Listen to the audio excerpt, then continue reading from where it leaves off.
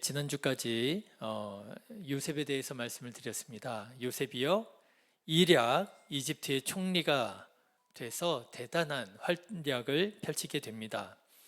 수년간 지속된 큰 기근에도 요셉의 활약으로 이집트는 기근을 어렵지 않게 극복할 수 있었지요.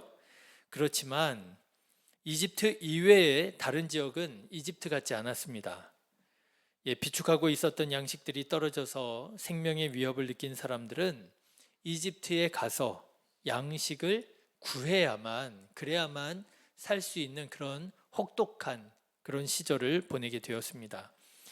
야곱의 집도 마찬가지였지요. 여러분, 오늘 42장 1절과 2절의 말씀을 보시면 야곱이 이렇게 말합니다. 그때 야곱이 애굽에 곡식이 있음을 보고 아들들에게 이르되 너희는 어찌하여 서로 바라보고만 있느냐? 야곱이 또 이르되 내가 들은즉 저 애굽에 곡식이 있다 하니 너희는 그리로 가서 거기서 우리를 위하여 사오라. 그러면 우리가 살고 죽지 아니하리라. 야곱의 집도 이 기근의 이 문제를 피할 수가 없는 상황이었어요. 그래서 야곱의 10아들들, 야곱의 아들이 몇 명이죠? 12명입니다. 12명인데 요셉은 이제 죽은 줄로 알았고요. 막내 아들 베냐민은 너무 귀한 아들이라 살짝 패놓고요. 그 위에 10아들들만 양식을 구하러 이집트로 보내게 됩니다. 그런데 양식을 구하러 이집트에 갔었던 이 10형제들이 거기에서 누구를 만났게요? 거기에서 요셉을 만나게 됩니다. 원수는 어디에서 만나죠? 외나무 다리에서 만나는 거죠. 오, 신원이도 알고 있어. 만나고 싶은 사람을 꼭 거기서 만나요. 가는 날이 장날이에요. 하필이면. 거기에서 딱 마주치게 되었습니다. 그런데 요셉의 형들은 미처 상상하지 못하고 있었던 것 같아요. 설마 자기가 노예로 팔아넘긴 요셉이 이집트의 총리가 되어 있을 줄은 상상도 못했겠지요? 상상도 못해서였는지 형들은 요셉을 알아보지 못합니다. 하지만 요셉은 형들을 대번에 알아보게 되었지요. 자, 여러분, 이 만남을 여러분 한번 상상해 보시기를 바랍니다. 이때 요셉의 마음이 어땠을까요? 형들은 자기를 알아보지 못해요. 그런데 나는 형들을 알아봐요. 그 형들이 어떤 형입니까? 자기를 죽이려고 이집트에 팔아넘긴 형들이에요. 여러분, 그 사람들이 지금 내 앞에 와서 엎드려 절하면서 양식을 구하고 있는 거예요. 그때 요셉의 마음이 어땠을까요? 저는요, 인간적인 생각으로 생각해 본다면 당장 분노가 폭발했을 것 같아요. 여러분, 요셉이그 오랜 시간을 이집트에서 지내면서 나름 많이 삭히지 않았겠습니까? 그렇지만 여러분, 생각해 보십시오. 당장에 딱 그 형들의 얼굴을 보았을 때 그 삭혔던 어렵게 이제 마음 깊이 묻어두었던 그 마음들이 아마 순식간에 일어나지 않았을까 싶어요. 사람이 감정적인 존재라고 하잖아요. 안 보면 그래도 참을 수 있어요. 그렇죠. 그리고요, 안 보다 보면 괜찮아진 것 같아요. 그래, 내가 이젠 좀 많이 나아졌나 보다, 괜찮은가 보다. 그런데 여러분, 사람은 감정적인 존재라 그랬는 줄 알았는데 그 사람을 딱 보는 순간 어떻게 돼요? 잠들어져 있었던, 깊이 숨겨져 있었던 그 감정이 다시 확 일어나더라고 하는 거죠. 알고 보니까요, 이게 다 치유된 게 아니라, 내가 다 극복한 게 아니라 오히려 내 깊은 곳에서 곪고 썩고 있었다고 하는 것을 그제서야 알게 되는 경우들이 있더라고 하는 거예요. 여러분, 혹시 요셉도 그랬지 않았을까요? 완전히 치유된 줄 알았지 않았을까요? 요셉이 이집트에서 아내를 얻고 결혼해서 아들을 낳았습니다. 첫째 아들이 뭐라고요? 므낫세라고 그랬어요. 그런데 여러분, 그 므낫세라고 하는 이름의 뜻이 뭐라고요? 내가 이제 지난 모든 일들을 다 잊어버렸다, 이거예요. 근데 여러분, 그 잊어버렸다는 말이 무슨 의미겠어요? 나 이제 지난날의 모든 과거의 상처와 아픔들을 어떻게 했다고요? 극복했다라고 하는 말의 뜻이 아니겠어요? 나 이제 괜찮아. 나 이제 괜찮은 것 같아. 뭐 그런 거 아니겠습니까? 그리고 여러분 두 번째 아들을 낳습니다. 두 번째 아들의 이름이 뭐라고요? 따라해 보세요. 에브라임. 에브라임이라고요. 에브라임의 뜻이 뭐게요? 번성할 것이라고요. 내가 여기에서 이제 행복할 것이라고요. 그러니까 여러분, 요셉은요, 두 아들을 낳고 이제 나 괜찮은 것 같아. 나 이제 그동안 형한테 그 당해왔던 그 아픔과 상처 이제는 다 극복한 것 같아. 그랬었던 것 같단 말이죠. 그런데 혹시, 이건 제 생각입니다. 혹시 형님들을 딱 보는 순간 그 잊혀졌던 상처가 다시 기억나고 감정이 폭발하고 여러분 분노하지 않았을까요? 형님들, 내가 누군지 아십니까? 당신이 죽으라고 팔아넘긴 내가 그 요셉입니다. 나를 팔아넘겨요? 형들이 동생을 돌봐주고 지켜주지는 못할 망정 나를 팔아넘겨요? 분노하지 않았을까요? 내가 이집트에서 얼마나 고생했는 줄 알아요? 내 죽도록 일했습니다. 보디발의 집에서 그 감옥에서 난 정말 수도 없이 어려움을 당했습니다. 누구 때문에? 당신들 때문에. 여러분, 제 인간적인 생각으로 생각해 볼 때 요셉이 아마 폭발하지 않았을까, 감정이 어떻게 주체할 수 없지 않았을까 하는 생각이 들더라고요. 자, 그런데 여러분 오늘 말씀을 보시면은요, 요셉은 이 순간에 감정적으로 폭발하지 않고요, 분노하지 않고요, 짜증 부리지 않고요, 감정을 절제합니다. 그렇다고 요셉이 형님들을 뭐 용서한다고 말하거나 화해하거나 그러지도 않아요. 그럴 법도 한데 오랜만에 만난 형님들, 요셉은 화를 내지도 않고 용서하지도 않고 그럼 뭐 하느냐? 이상한 일을 꾸미기 시작합니다. 어떤 일이에요? 요셉이 양식을 구하러 온 형님들을 무얼로 몰아요? 정탐꾼으로 몰아요. 정탐꾼으로 몰아요. 여러분 9절의 말씀 같이 읽어보실까요? 시작.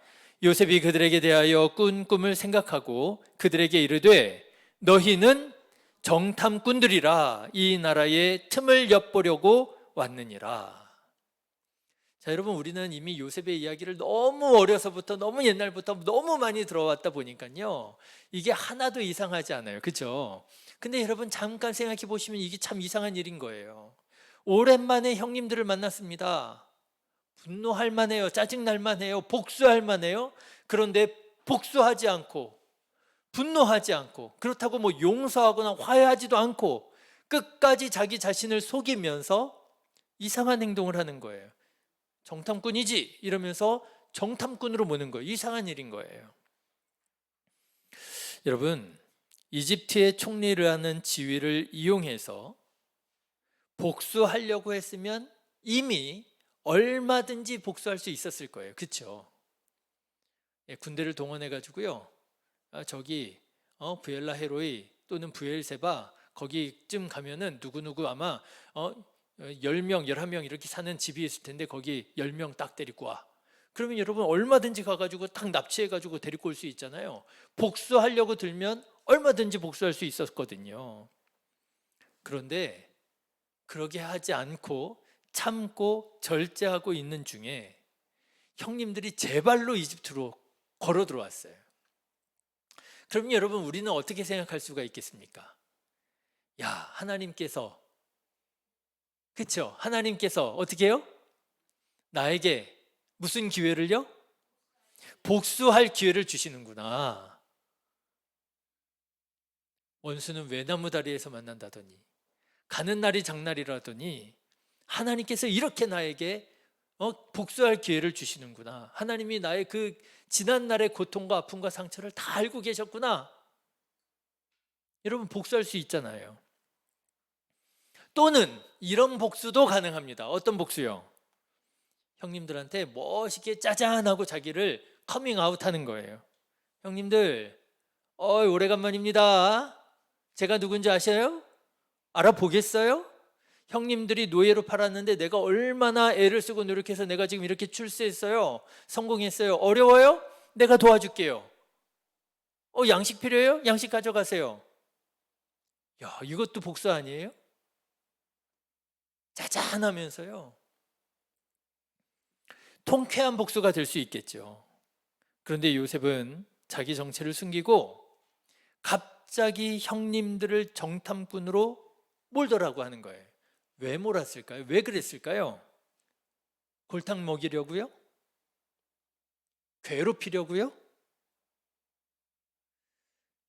이 이상한 요셉의 행동은 저는 오늘 말씀을 묵상하는 중에 요셉이 형님들과 진정한 용서와 화해를 이루기 위해서 이렇게 형님들을 정탐꾼으로 몰았구나, 이렇게 깨달아지게 되더라고요. 자, 여러분 말씀을 보시면은요, 요셉은 이미 형님들을 마음으로 용서했던 것으로 보입니다. 그런데 그런 형님들을 만났으니 마음 같아서는 어떻겠어요? 당장이라도 화해하고 싶지요. 용서를 선언하고 싶지요. 그런데 여러분, 사람의 관계가 그런가요? 사람의 관계가 그런 것 같지가 않아요. 내가 일방적으로 용서한다고 용서가 되나요? 내가 일방적으로 용서한다고 관계가 화해가 되나요? 안 되는 것 같더라고요. 우리나라 사람들과 일본 사람들과의 관계가 좋지 않습니다. 우리나라 사람들은 일본이 아직 진정한 사과를 하지 않았다고, 사과를 제대로 해야 된다고 생각하는 반면, 일본은 이미 많이 사과했는데 얼마나 더 사과를 해야 되느냐라고, 이제는 사과하고 싶지 않다고, 더 사과하라고 요구하는 것은 이것은 지나치다고 일본은 그렇게 생각하고 말하고 있더라고요. 그런데 여러분, 제가 오늘 말씀 준비하면서 한번 알아보니까 일본은요, 정말 과거 역사에 대해서 사과한 바가 많더라고요. 정말 많이 사과했더라고요. 한 3년, 4년에 한 번꼴씩 사과했어요.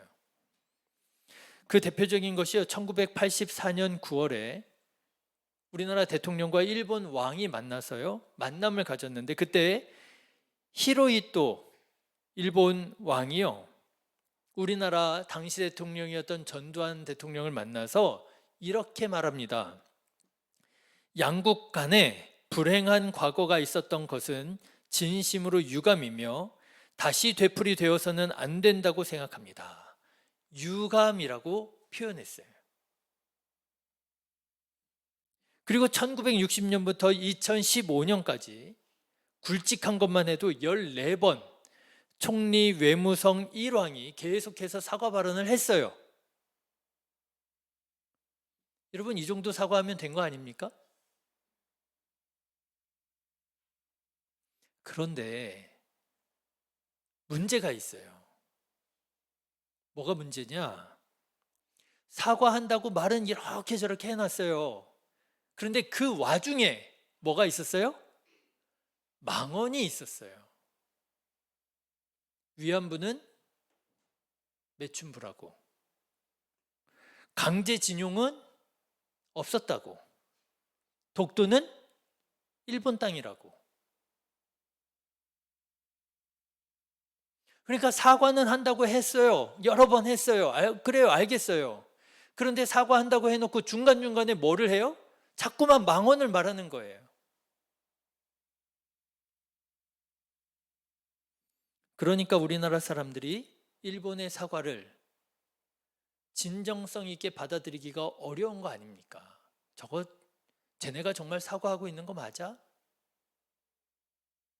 진정한 사과라고 느껴지지가 않는데, 믿어지지가 않는데, 여러분, 용서가 가능할까요? 진정한 사과라고 믿어지지가 않는데 화해가 될까요? 오히려 사과한다 해놓고 망언 말하고, 사과한다 해놓고 또 망언을 일삼고, 계속 이러면은요, 나중에는 오히려 더 상처가 덧나지요. 반면에 여러분, 독일 사람들은 어떻게 사과하는 줄 아십니까? 독일도 2차 세계대전 때 수많은 유대인들을 학살했잖아요. 그런데 독일인들의 사과는 정말 남다르더라고요. 독일 사람들은 어떻게 사과하느냐? 일본은 지금 A급 전범들이 지금 있는 그 어디예요? 신사 참배하고 막 이러잖아요. 그런데 독일에서는요, 나치 부역자들은, 나치에 부역한 사람들은 공소시효가 없답니다. 공소시효 뭔지 아시죠? 어떤 죄를 지었을 때 그 죄의 경중에 따라서 책임을 물을 수 있는 기한, 그래서 공소시효가 넘어가면 나중에 그 사람이 그 예전에 그 죄를 지은 사람이라는 것을 알게 되어도 처벌을 못해요. 공소시한이 넘어가면.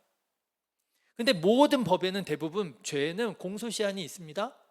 그런데 독일에는요, 나치에 부역한 사람들은 공소시한이 없대요. 말만 그렇게 하는 게 아니고요.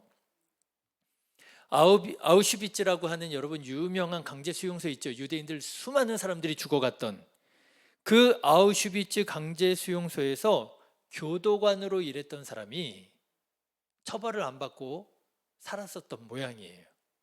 근데 그게 한참 뒤에 밝혀지게 됐어요.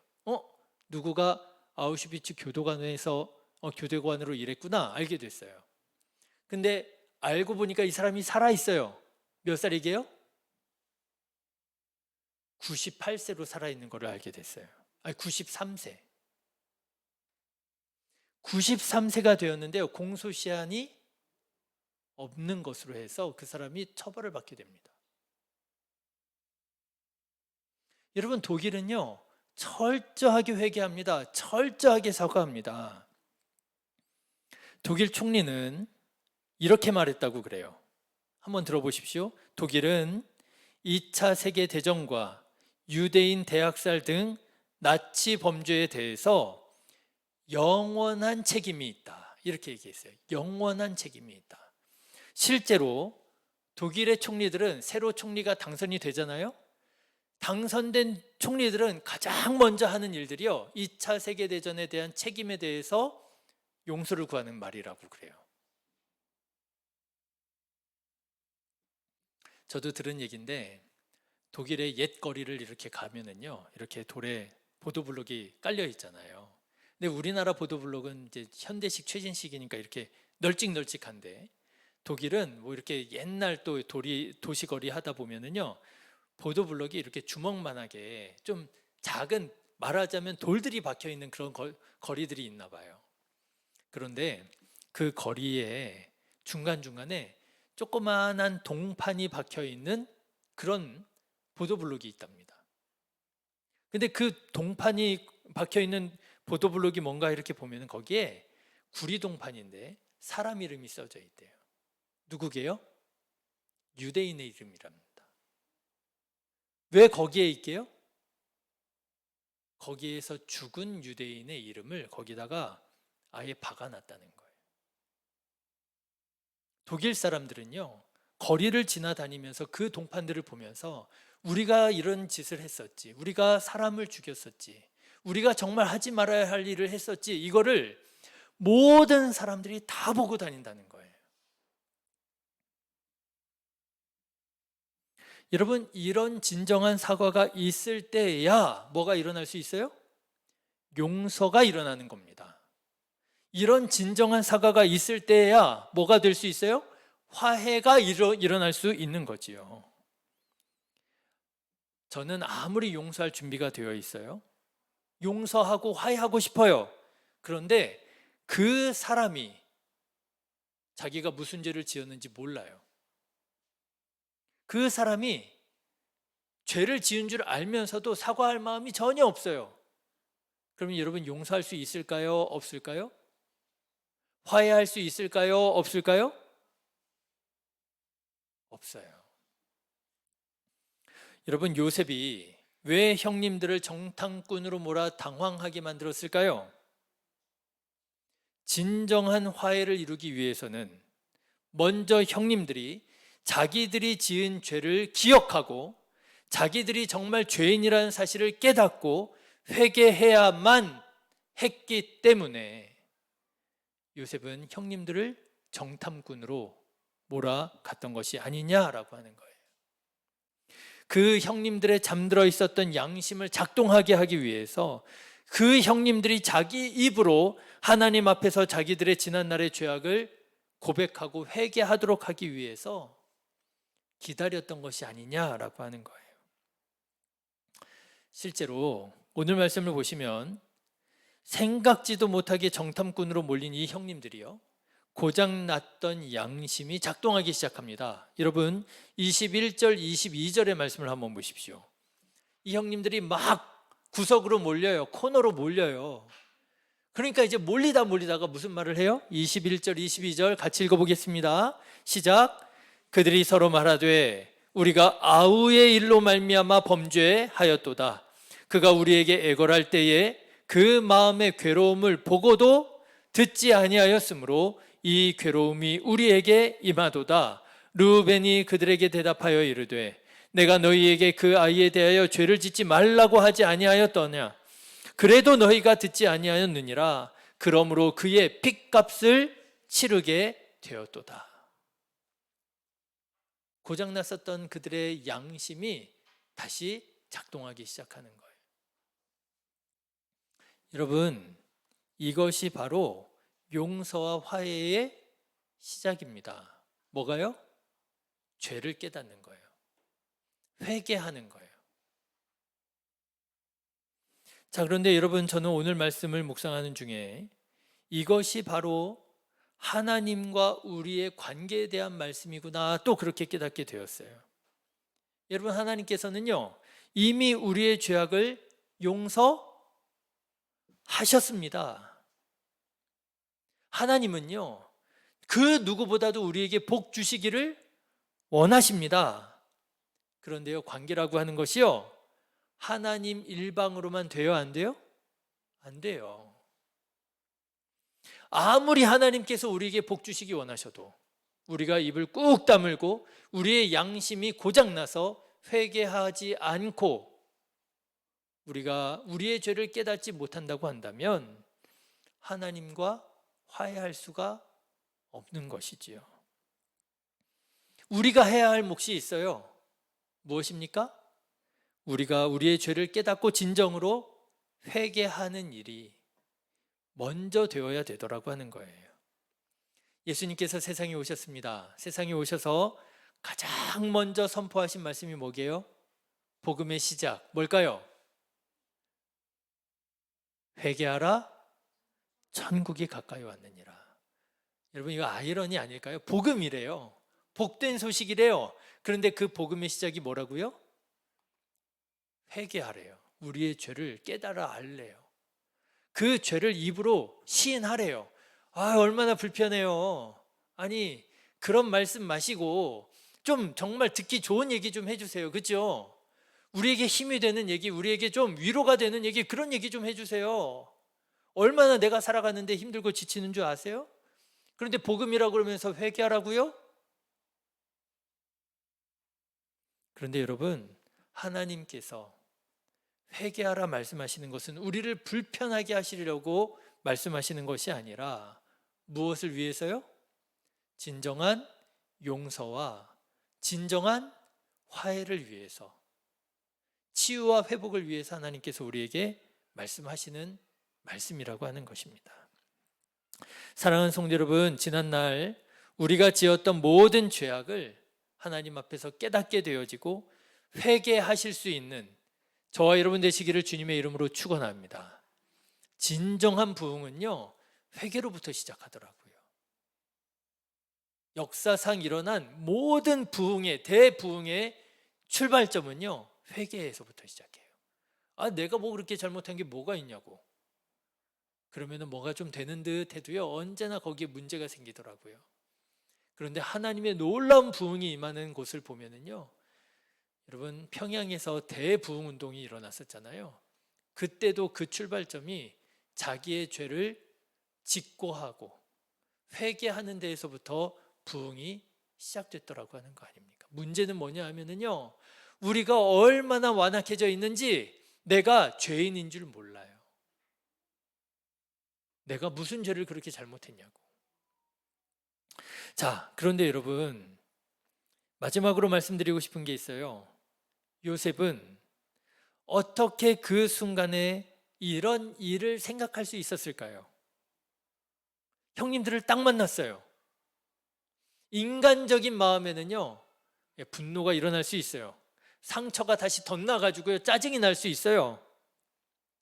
복수하고 싶을 수도 있어요. 그런데요, 그거를 끝까지 참고 어떻게 이런 화해와 용서를 생각하고 또 도전할 수 있었을까? 저는 그 비결이 9절 말씀 안에 있다고 봅니다. 여러분 9절 말씀 한번 다시 보실까요? 9절. 그 비결이 뭘까? 다시 한번 읽어보겠습니다. 시작. 요셉이 그들에게 대하여 꾼 꿈을 생각하고 그들에게 이르되 너희는 정탐꾼이라 이 나라의 틈을 엿보려고 왔느니라. 여러분 요셉이 어떻게 이렇게 감정을 절제하고 어떻게 이렇게 용서와 화해를 추구할 수 있었을까요? 어떻게 해요? 지난날 그가 꾸었던 꿈을 생각했다는 거예요. 저는 이게 참 대단한 것 같아요.